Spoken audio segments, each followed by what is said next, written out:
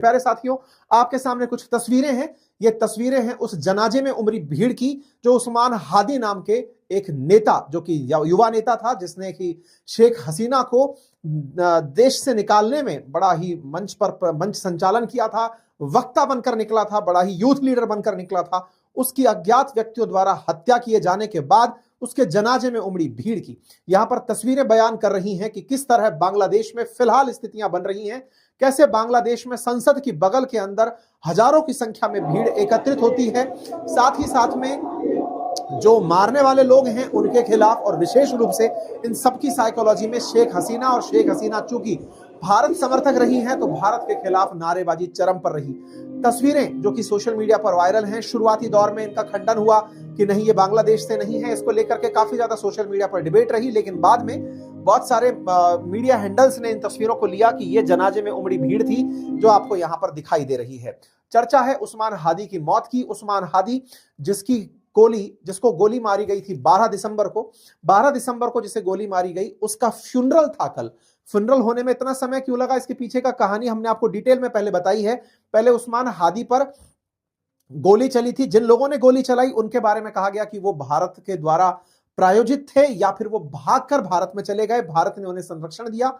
वहीं दूसरी तरफ यहां पर बांग्लादेश में जब हिंसा भड़कती है तो हिंसा भड़कने पर दफ्तरों और कार्यालयों पर हमले किए जाते हैं। यहां पर तस्वीरें हैं बांग्लादेश के अंदर उस्मान हादी की मौत होती है, जिसको 12 तारीख को गोली मारी गई थी। उसकी मौत 18 तारीख को होती है। वो हॉस्पिटलाइज्ड था, सिंगापुर में उसका इलाज चल रहा था, लेकिन जब उसकी डेड बॉडी को लाया गया कल दफनाने के लिए, तो दफनाते समय पर बड़ी संख्या में लोग उपस्थित थे। और उन सभी के बीच में बड़ा सवाल यह कि क्या भारत इस स्थिति पर केवल नजर बनाए बैठा है, कोई बयान क्यों नहीं? ना हिंदुओं की मौत पर बयान दिया जा रहा है, ना उस्मान हादी की मौत पर कोई बयान दिया जा रहा है। भारत अल्टीमेटली कौन सी विदेश नीति अपना रहा है, यह बड़ा सवाल है। कौन था उस्मान हादी, इसके बारे में मैंने कई बार आपको पहले भी बताया है। यह अपनी भारत विरोधी पोस्ट के लिए जाना जाता था। यह जाना जाता था बांग्लादेश के अंदर शेख हसीना को हटाने के लिए।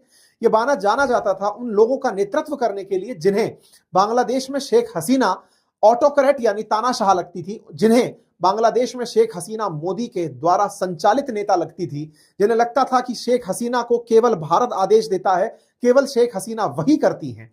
ऐसे में उस्मान हादी की मौत, उस्मान हादी जिसके भारत के विरोध में इतने सारे पोस्टर, शेख हसीना के विरोध में पूरा छात्र आंदोलन जुलाई 2024 वाला, और उसके बाद में उसकी मौत हो जाना भारत के खिलाफ लोगों को भड़काता है।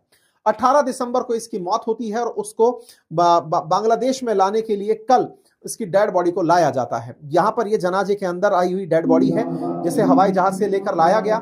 इसे पूरी तरह से राष्ट्रीय सम्मान दिया गया, झंडे में लपेट करके इसे लाया गया, राष्ट्रीय गीत संचालित किया गया, बजाया गया, और उसे पूरी तरह से वही एक राष्ट्रीय नेता के रूप में खा के सुपुर्द किया गया। इस बात से हमें कोई आपत्ति नहीं है। हमें इनके देश में क्या हो रहा है इससे कोई मतलब नहीं है।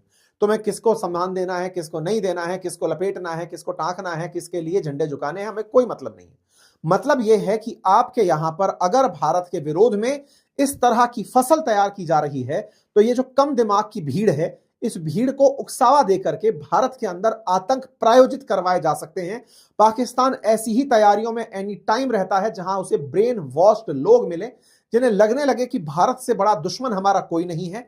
एक व्यक्ति की मौत, जिसकी मौत के कुछ ही सेकंड के भीतर भारत पर इल्जाम लगा दिया गया, मतलब थोड़ी देर पहले मौत हुई है और उसके बाद में बयान आने शुरू होते हैं कि भारत ने उस्मान हादी को मरवा दिया।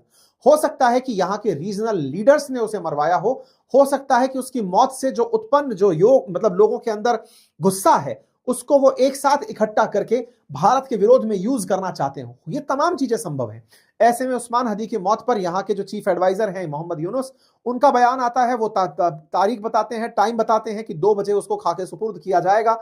लोग वहां पर भीड़ के अंदर जनाजे के लिए इकट्ठे होने शुरू होते हैं। बड़ी संख्या में देश में दूर दराज से लोग निकलकर यहाँ पहुंचते हैं। उसके जनाजे को जब ले जाया जा रहा होता है तो उसे बिल्कुल किसी राष्ट्रीय नेता की तरह सम्मान दिया जा रहा होता है, और उसको पूरी तरह से भीड़ ने बड़ी संख्या में उपस्थित होकर के नमाज अदा करके उसको खाके सुपुर्द किया। तस्वीरें बाहर निकल कर आई और ये सारी की सारी सुपुर्द खाक किया गया। यहां पर ये जो तस्वीरें निकल कर आई, इसके अंदर ये बताती हैं कि किस तरह से यहां पर लोगों ने उसकी मौत को राष्ट्रीय शोक के साथ जोड़कर रखा। खैर, अब बड़ा सवाल यह है कि इसके पीछे की राजनीति क्या है, उसे पहले समझ लिया जाए।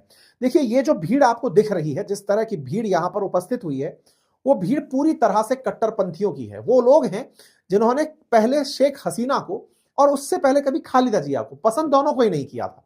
ये जमात के लोग हैं, यहां पर कट्टरपंथियों की एक जमात है।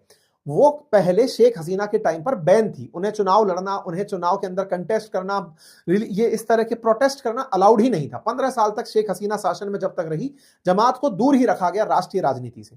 जमात वो है जो 1971 में जब बांग्लादेश बना था, उस समय पर भी बांग्लादेश के अंदर पाकिस्तान समर्थित थी। पाकिस्तान के समर्थन में यह जमात थी कट्टरपंथियों की, जो बांग्लादेश के अंदर जो इंटेलेक्चुअल्स थे, जो पढ़े लिखे लोग बाग थे, जो एक तरह से कहिए कि उस समय के जो बड़े लेखक थे, चित्रकार थे, जिनके माध्यम से बांग्लादेश के अंदर एक प्रकार का सिविक सेंस बचा हुआ था, जिनके द्वारा लिटरेचर लिखा जाता था, साहित्यकार था, उनको टारगेट किया गया था। ये वही जमात जो लंबे समय तक बैन रही शेख हसीना के काल में, यह अब फिर से उग पड़ी है क्योंकि मोहम्मद यूनुस ने इनसे बैन हटा दिया। शेख हसीना जैसे ही बांग्लादेश से निकलकर इधर आती हैं, मोहम्मद यूनुस इनसे बैन हटाते हैं, कट्टरपंथियों का चरम उठने लगता है। लेकिन चूंकि मोहम्मद यूनुस की सरकार लगातार फेल सरकार प्रूव हो रही है, क्योंकि उसके पास में ना महंगाई को रोकने का कोई इलाज है, क्योंकि ये चुनी हुई सरकार नहीं है, ना ही इसके पास कोई वे अहेड है, लगातार फैक्ट्रियां बंद हो रही हैं, बेरोजगारी चरम पर है। ऐसे में उन्मादी भीड़ को मोटिवेटेड रखने का एक तरीका जो था वो ये था कि इन्हें कोई ऐसा भारत के खिलाफ नैरेटिव दे दिया जाए, इस प्रकार का जिंगोइज्म दे दिया जाए, जिसकी वजह से ये सारी की सारी भीड़ एक साथ हो जाए और फिर मोहम्मद यूनुस को राष्ट्रपति बना दे। असल मायने में बांग्लादेश के अंदर दो बड़ी पार्टियां हमेशा चुनाव लड़ती रही हैं। एक का नाम खालिदा जिया की पार्टी बीएनपी है और दूसरा शेख हसीना की पार्टी अवामी लीग है। ये दोनों ही पार्टियां फिलहाल इस समय हाशिए पर डली हुई हैं। शेख हसीना की पार्टी अवामी लीग को तो इन्होंने बिल्कुल किनारे कर दिया है, चुनाव से अमान्य घोषित कर दिया है, क्योंकि शेख हसीना फरार है तो बोले तुम किस मुंह से चुनाव लड़ोगे। वहीं दूसरी तरफ जो बीएनपी है, जो कि खालिदा जिया की पार्टी है, खालिदा जिया लंदन बैठी हुई हैं, उनकी तबीयत ठीक नहीं है, वो चाहती थी पूरा माहौल बनाना, लेकिन वो चुनाव में उतर नहीं पा रही है। उनका बेटा आना चाह रहा है, लेकिन अब पूरा मोमेंटम उनकी पार्टी सोच रही थी कि शेख हसीना के खिलाफ वो बड़े लीडर बनकर आएंगे, लेकिन वो यहां पर प्रेजेंट ही नहीं हो पा रहे हैं। तो ऐसे में जमात को लगता है कि दो बड़ी पार्टियां एब्सेंट हो रही हैं, या फिर अगर खालिदा जिया आती भी हैं तो चूंकि उन्होंने चुनाव प्रचार किया नहीं है, फरवरी में इलेक्शन है, तो वैसे भी हम चुनाव जीत जाएंगे। लेकिन कहीं ऐसा ना हो कि लोग इस चुनाव को एक तरफा चुनाव कह दें कि पार्टी थी ही नहीं तो लड़ा कौन। निर्दलीयों को चुनाव में उतार करके, यही तो कारण था कि उस्मान हदी निर्दलीय पार्टी बनाकर चुनाव में उतरा था, इंकलाब मंच करके जो उतरा था, ये उतरा ही निर्दलीय दल लेकर के था 12 सीटों पर चुनाव लड़ने के लिए ढाका में।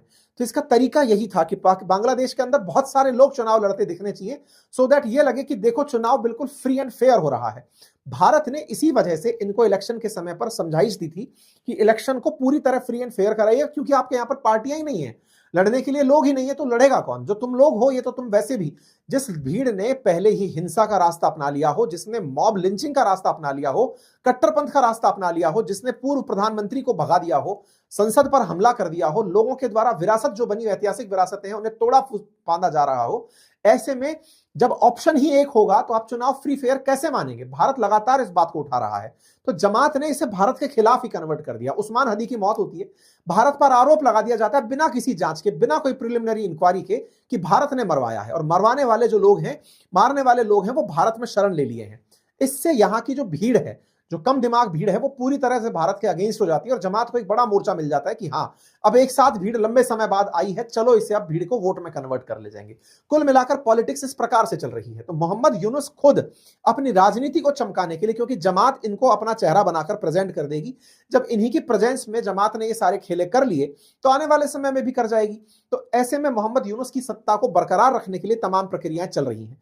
ऐसे में इनको बाकायदा झंडे में लपेट करके यहां पर लाया जाता है, बाकायदा इन्हें इस प्रकार से दफनाया जाता है। राष्ट्रीय कवि जो इनके यहां पर हैं, काजी नजरुल इस्लाम, उनकी कब्र के बगल में इनको दफनाया गया। 2:30 बजे संसद भवन के साउथ प्लाजा में जनाजे की नमाज अदा की गई। यहां पर मोहम्मद यूनुस कहते हैं कि प्यारे उस्मान हदी, हम यहां आपको अलविदा कहने नहीं आए हैं, आप हमारे दिलों में रहते हैं, जब तक बांग्लादेश रहेगा आप इस देश का अटूट हिस्सा बने रहेंगे। इसको ये शेख मुजीबुर रहमान ना बना दे, राष्ट्रपिता ना घोषित कर दे। मतलब ये हद की तो साइकी चल रही है इन लोगों के। और इंटरेस्टिंग बात, जिस चीज के लिए जब ये कहते थे कि शेख हसीना के काल में ये सब हो रहा था, आप विचार करिए कि आज मोहम्मद यूनुस के कालखंड में ना तो चुनाव हुए हैं पिछले 18 महीने से, उसके अतिरिक्त अगर आप ऑब्जर्व करें तो जितना हिंसा इस समय अल्पसंख्यकों के खिलाफ हो रही है, आज विश्व चुप बैठा हुआ है, पश्चिमी देश एकदम चुप बैठे हुए हैं, अल्पसंख्यकों के खिलाफ हो रही हिंसा पर कोई प्रतिक्रिया नहीं आ रही है।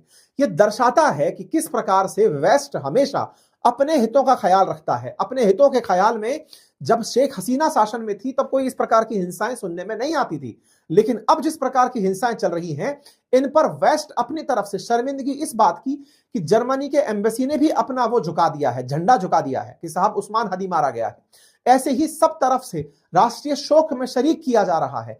बड़ी बड़ी एम्बेसीज अपनी तरफ से इसके प्रति अपनी सांत्वना मैसेज लिख लिख करके भेज रही हैं। यह दर्शाता है कि बांग्लादेश को पूरी तरह बर्बाद करने में पश्चिमी देश अपने लिए उसे एक अड्डा बनाने में दर्शाता है कि उनकी जो ऐतिहासिक भारत के प्रति नफरत है वो किस उच्च स्तर तक की है, ये समझ में आता है।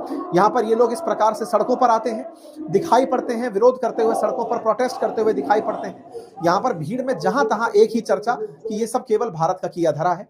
भारत के किए धरे में यह कहा जाता है कि यदि किसी ने मारने वालों में अल्टीमेटम दिया जाता है कि अगर 24 घंटे में मारने वालों को नहीं पकड़ा गया तो फिर पता नहीं ये लोग क्या करेंगे। तो इंकलाब मंच के जो सचिव हैं उन्होंने जनाजे के बाद प्रदर्शन किया और कहा कि हम शोक मनाने नहीं आए हैं, भाई को न्याय मनाने आए हैं और जो उसकी मतलब इच्छा थी उसको पूरा किया जाए, 24 घंटे के भीतर हमलावरों को पकड़ा जाए। हमलावरों को पकड़ा जाए उसका तो अल्टीमेटम चलो एक है, लेकिन अब इसी हत्या के साथ साथ इसकी हत्या के बारे में कौन हो क्या करेगा। इस व्यक्ति का नाम है दीपू। ये कौन है साहब? व्यक्ति को पहले इसके ऑफिस से खींच करके लाया गया, ला करके फिर इसको, ये वो व्यक्ति है, और फिर ला करके इसको पीटा गया। बोले तूने ईश निंदा की है, केवल हिंदू होना इसका गुनाह था। साथियों, आवश्यकता है कि बांग्लादेश में हिंदुओं के खिलाफ जो हत्याएं हो रही हैं, जो टारगेट किया जा रहा है, मंदिरों को टारगेट किया जा रहा है। आप में से कई साथियों ने अभी थोड़ी देर पहले रविवार वार्ता में यह सवाल पूछा कि भारत हिंदुओं के खिलाफ कुछ कर क्यों नहीं रहा है, बोल क्यों नहीं रहा है, बांग्लादेश के खिलाफ कुछ कर क्यों नहीं रहा है। ये तो भारत सरकार से किया जाने वाला सवाल है। लेकिन हाँ, जो हमारे देश के लिबरल्स हैं, उन लिबरल्स ने भारत को जो संविधान दिया, जिसको सेक्युलर संविधान कहा गया कि देश के संविधान में, देश के अंदर जो संविधान है वो किसी भी धर्म को नहीं मानेगा, धर्म निरपेक्ष रहेगा। उस धर्म निरपेक्षता ने आज हिंदुओं के लिए हो रही हिंसा पर भी हमें बोलने से मना कर दिया। हम देश के नागरिक, बहुसंख्यक हिंदू जो इस देश में निवास करते हैं, उनके हितों के बारे में फिर कौन इस दुनिया में से उठ करके बोलने वाला है, यह सवाल अब एक दूसरे से किया जाने की स्थिति पैदा हो रही है। इस्लाम को मानने वाले राष्ट्र मुसलमान जो है पाकिस्तान के अंदर अपने देश का धर्म मानते हैं, धर्म इस्लाम। बांग्लादेश में इस्लाम, अगर इस्लाम के खिलाफ कहीं भी होता है तो वो उस पर पूरी तरह प्रतिक्रिया देने चले आते हैं। यहूदियों के खिलाफ ऑस्ट्रेलिया के अंदर एक हिंसा होती है तो ऑस्ट्रेलिया के खिलाफ यहूदी कूद पड़ते हैं, पूरा इजराइल कूद पड़ता है। लेकिन आज हमारा चुप होना ये दर्शाता है कि कहीं ना कहीं हमारे मूलभूत रूप से सॉफ्टवेयर में गड़बड़ तो नहीं आ गई है। हम बात करने से ही हिचकने लगे हैं। हमारे देश की तरफ से प्रतिक्रियाएं, सबसे पहली प्रतिक्रिया इस बात पर, हमारे देश के अंदर सभी धर्म के लोग नागरिक देश के हैं, सबका सम्मान है। लेकिन ऐसी स्थिति में सम्मानित होते हुए भी आप जब आवाज नहीं उठा पा रहे हैं, क्योंकि उस व्यक्ति को हिंसा का शिकार इसलिए होना पड़ा क्योंकि वो ये मानते हैं कि हिंदुओं को नुकसान पहुंचाएंगे तो पूरा भारत को चैलेंज किया जा सकता है। भारत को चैलेंज करने की जिनकी मंशा हो, वो इस टारगेट में हिंदुओं की मास किलिंग कर रहे हैं। ये सच है कि वो व्यक्ति बांग्लादेशी था, लेकिन आवश्यकता है कि ये आपको चैलेंज करने के लिए किया जा रहा है, आपको मॉडल दिया जा रहा है, डमी मॉडल दिया जा रहा है, देखो ऐसा होगा। और ये जो बात है इसे भारत को बहुत ही तगड़े तरीके से लेने की आवश्यकता है। जर्मनी की एम्बेसी झंडे झुका रही है और कोई प्रतिक्रिया नहीं है। एमनेस्टी इंटरनेशनल जो है वो अपनी तरफ से बातें लिखती है, लेकिन एक लाइन यहां पर जो है दीपू चंद्र दास के लिए लिखा आती है। दुनिया भर के जितने भी लोग हैं जो मानवाधिकार को लेकर बात करते हैं, साथियों, अगर ये हिंसा अगर किसी भी अंग्रेज के खिलाफ किसी भी देश में हुई होती, आज पूरा वेस्टर्न वर्ल्ड लेकर के बम विमान लेकर पहुंच जाता। ये बिना देखे, आप सोचिए कि 2 अंग्रेजों की मौत पर अभी जो जानकारी निकली कि सीरिया पर अमेरिका ने 70 बमों से गोले बरसा दिए, 100 हमले किए सीरिया के ऊपर, उसमें पता चलता है कि 2 अमेरिकियों की मौत का बदला लिया था। ऐसे में आज भारत को आवश्यकता है यह समझने की कि पूरी दुनिया मॉब लिंचिंग के नाम पर ये जो बांग्लादेश में हो रहा है, जो ये चुप्पी साध रहे हैं, ये लगी आग उन तक भी पहुंचेगी। ऐसा नहीं है कि ये केवल भारत तक केंद्रित रहेगी। भारत बांग्लादेश के पड़ोस में लंबे समय से है, बना हुआ है और आगे भी रहेगा। भारत लंबे समय तक मित्र भी रहा है और समय फिर लौट कर आएगा। जब लौट कर आएगा तो वेस्टर्न वर्ल्ड के ये तमाम देश फिर भारत से अपेक्षा करेंगे कि भारत कुछ बोले, तब ये टिट फॉर टैट वाली बीज बोए जाएंगे। ध्यान रखिएगा।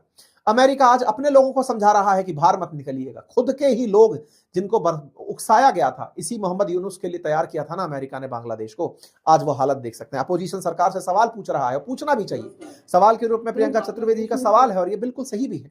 अपोजिशन में प्रियंका गांधी वाड्रा की तरफ से भी क्वेश्चन पूछा गया। हालांकि ये सभी वो लोग हैं जिन्होंने कभी ना कभी उन चीजों पर भी चुप्पी साधी है जब हिंदुओं के खिलाफ हिंसा बांग्लादेश में बड़ी मात्रा पे थी। पर ठीक है, देर से आए दुरुस्त आए, सरकार से सवाल किया जा रहा है। अपेक्षा है जिनसे रिप्लाई देने की, उनसे रिप्लाई की अपेक्षा की जाएगी। फिलहाल के लिए यही साथियों। Chief adviser government of Bangladesh इस पर अपनी तरफ से रिप्लाई देते हुए कहते हैं कि जो हिंसा हुई उसमें हमने इन लोगों को गिरफ्तार कर लिया है। वास्तविकता यह है कि बांग्लादेश ने प्रॉपर तरीके से 2 घंटे तक के वो हालात रखे थे, कोई पुलिस काम नहीं करेगी, कोई फौज काम नहीं करेगी, जनता को खुला छोड़ दिया था जिनको जो करना है।